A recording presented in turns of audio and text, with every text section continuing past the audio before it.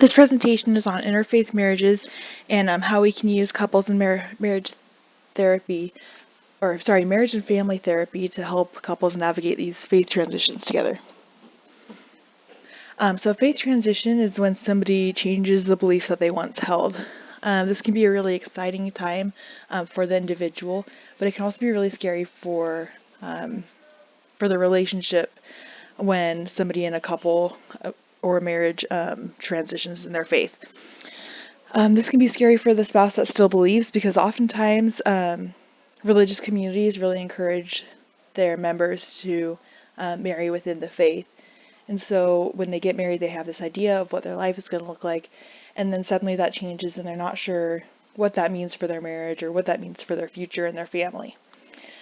And this can be really scary for the partner that's transitioning, because they're not sure how their partner is going to react and if they'll be accepted, and it can just cause a lot of conflict and a lot of anger and withdrawal and a lot of fear.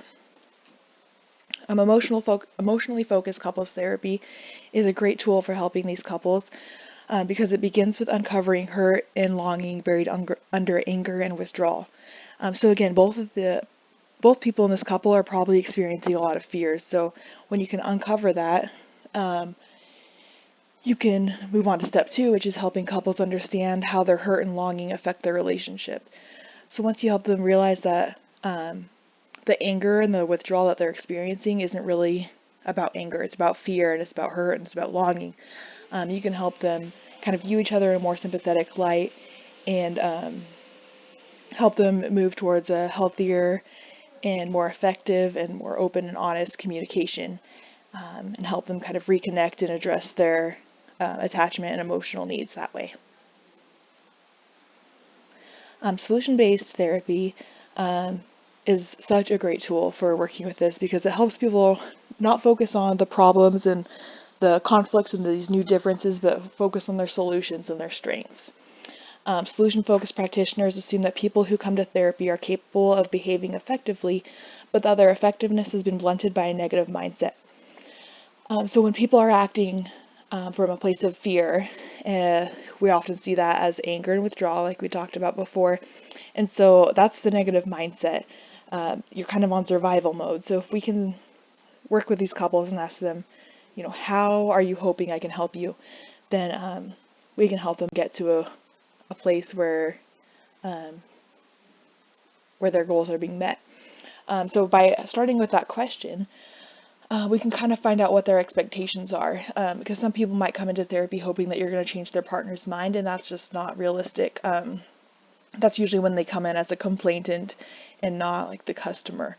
So we want to work with the complainant to get them to a place where they have realistic goals of coming to a place of mutual understanding, and where they can focus on solutions together and focus on strengths together, and find those things that they have in common. So to do this, we'll explore exceptions to the conflict. We'll see when things have gone really good and what things are working for this couple, and focus on those instead of focusing on trying to get them to stop certain patterns.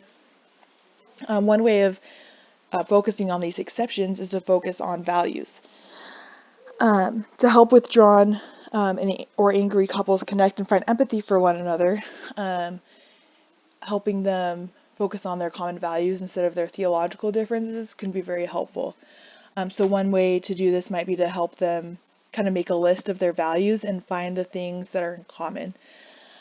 So one partner, like for example in the LDS faith, might value the commandment of the word of wisdom, which talks about avoiding alcohol and tobacco and addictive substances.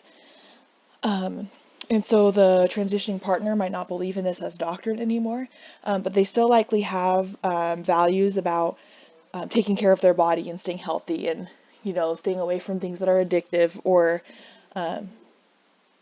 maybe they still partake in those, but they don't, they believe in using those in a healthy way. So if you can get to those common denominators, it can really help couples connect and see those strengths and find those solutions together. So we're going to watch this video really quick. It's a really great TED Talk. We're just going to focus on the end though. This is Jessica Jackley and Riza. They're a mixed faith couple. They have a few children, and we're going to focus on this part here where they talk about their common values.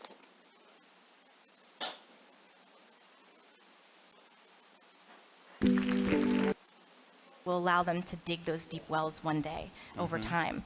We're coming together on a weekly basis to pray, to meditate, to talk about the things that are important, to have fellowship.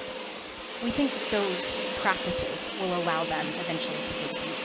And these values, we really also believe that these values, no matter what language they eventually choose, will be the things that they hold dear and carry with them, these values that we're raising them with, no matter what religion they choose. And we believe that this is true because so many of the world's religions do share so many of the same values.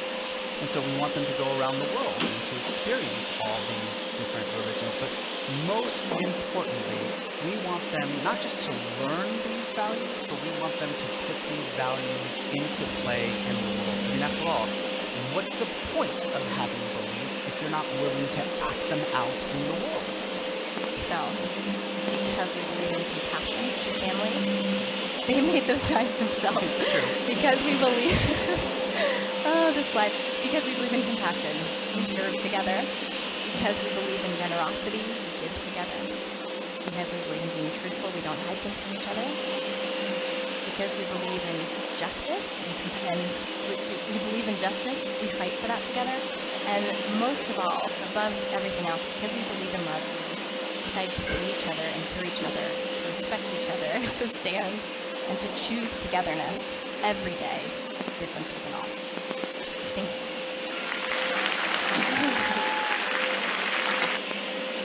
you. So understanding interfaith marriages is becoming more and more important because these interfaith marriages are on the rise.